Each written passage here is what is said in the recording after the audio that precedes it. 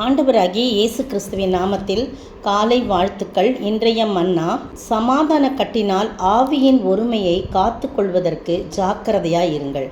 எபேசியர் 4:3.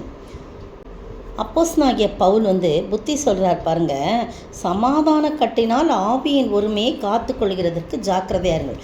ஒவ்வொரு காரியமாக அவர் சொல்லிட்டு வரும்போது, இந்த நாளில் சமாதானமாக இருங்கப்பா, எல்லாரும் ஆவியின் ஒருமையை காத்து கொள்ளுங்க, அதில் நீங்கள் ரொம்ப ஜாக்கிரதையாக இருக்கணும் அப்படின்னு சொல்கிறார். கர்த்தருடைய பிள்ளைகளிடையே கருத்து வேறுபாடுகள் இருந்தாலும் சமாதான குறைவு என்ன பண்ணக்கூடாது, இருக்கவே கூடாது. கர்த்தருடைய பிள்ளைகள் எந்த சபையில் இருந்தாலும் ஒருவருக்கொரு சகோதரர் என்பதை மறந்து போகக்கூடாது. யாவரும் ஒரே சரீரமாக இருக்கணும்னு சொல்லிட்டு நம்ம நினைக்கணும். பாருங்கள், 4ஆம் வசனத்தில், உங்களுக்கு உண்டான அழைப்பினாலே நீங்கள் ஒரே நம்பிக்கைக்கு அழைக்கப்பட்டது போல ஒரே சரீரமும் ஒரே ஆவியும் உண்டு. அந்த ஆவியின் ஒருமையை தான் நீங்கள் என்ன செய்யணும், காத்து கொள்றதுல ஜாக்கிரதையாக இருக்கணும் அப்படின்னு சொல்லப்பட்டிருக்கு.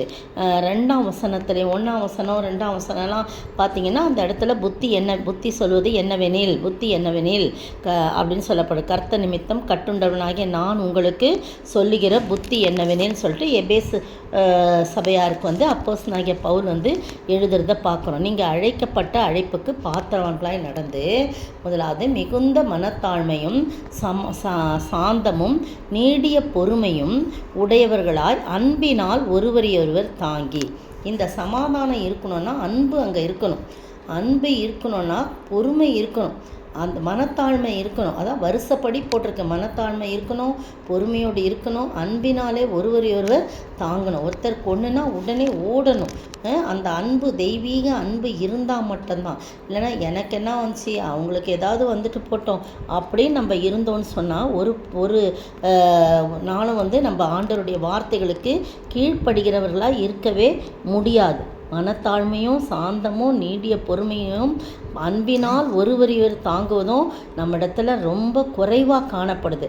இதெல்லாம் காணப்படும்படி நம்மை முற்றிலுமாக நம்ம என்ன செய்யணும், ஒப்படைக்கணும். ஆண்டவர் சமூகத்தில், ஆண்டவரே உம்முடைய அன்பினால் எங்களை நிரப்புங்க, நாங்கள் ஒருத்தருக்கு உம்முடைய அன்பினால் நாங்கள் தாங்கணும்ப்பா அப்படின்னு சொல்லிட்டு சமாதான கட்டினால் ஆவியின் ஒருமையை காத்து கொள்வதற்கு நாங்கள் ஜாக்கிரதையாக இருக்கணும். உம்முடைய திருவசனத்தை படிப்பவர்களாய் மட்டும் இல்லாமல் அதன்படி நடக்கிறவர்களாய் இருக்க நாங்கள் எல்லாரும் ஒரே சரீரம் ஒரே ஆவியுடையவர்களாக இருக்கிறோம். எனவே எங்களுக்குள்ள எந்த வேறுபாடும் இருக்கக்கூடாது. கருத்து வேறுபாடுகள் இருக்கலாம், ஆனால் சமாதான குறைவு.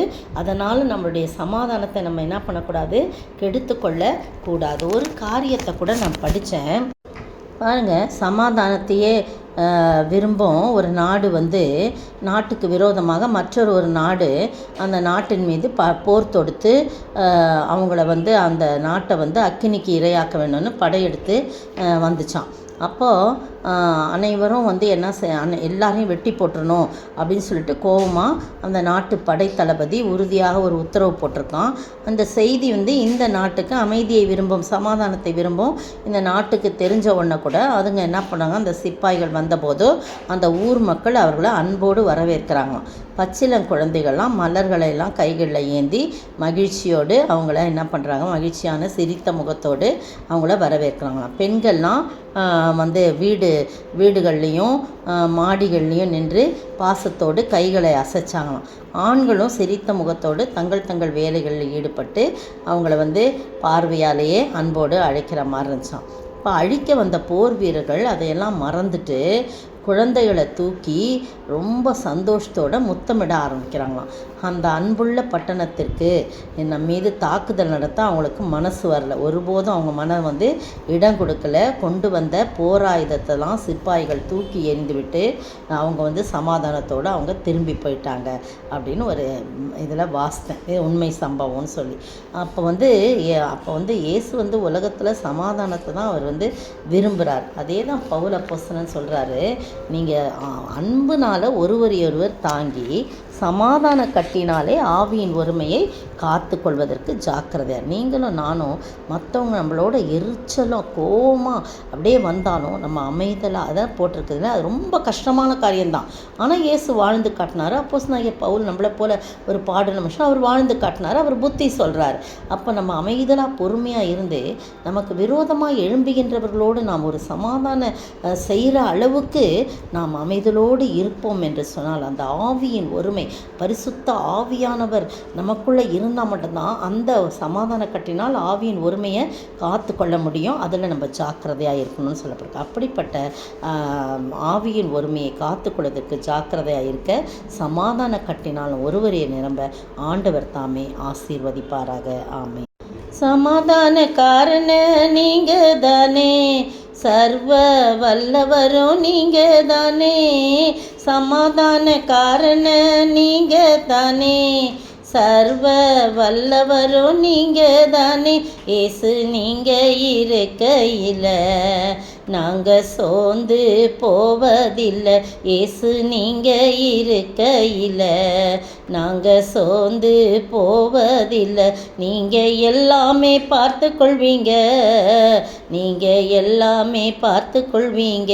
ஆமாண்டவரே ஸ்தோத்திரிக்கணும். அப்போஸ்தலனாகிய பவுல் கர்த்தாவே சொன்னது போல சமாதான கட்டினால் ஆவியின் ஒருமையை காத்து கொள்வதற்கு நாங்கள் ஒவ்வொருவரும் ஜாக்கிரதையாக இருக்கவும், எங்களுக்கு கொடுத்தப்பட்ட அழைப்பிலே ஆண்டவரே நாங்கள் ஒரே நம்பிக்கைக்கு அழைக்கப்பட்டது போல நாங்கள் ஒரே சரீரம் ஒரே ஆவியுமாய் இருக்கிறோம் என்பதை நினைவு கூர்ந்து கர்த்தாவே சமாதானத்தை காத்து கொள்வதிலே நாங்கள் ஜாக்கிரதையாக இருக்க நிற்கிருபை செய்ய வேண்டும் என்று கர்த்தரும் மீட்பரும் ராஜாவும் ஆகிய இயேசு கிறிஸ்துவின் விலையேறப்பட்ட நாமத்தில் ஜெபிக்கிறேன் பிதாவே. ஆமென்.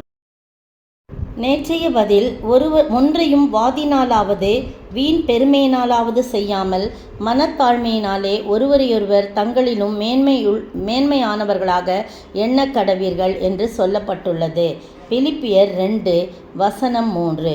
இன்றைய கேள்வி, அவனவன் எதை நோக்க வேண்டும் என்று சொல்லப்பட்டிருக்கிறது? அவனவன் எதை நோக்குவானாக என்று சொல்லப்பட்டுள்ளது?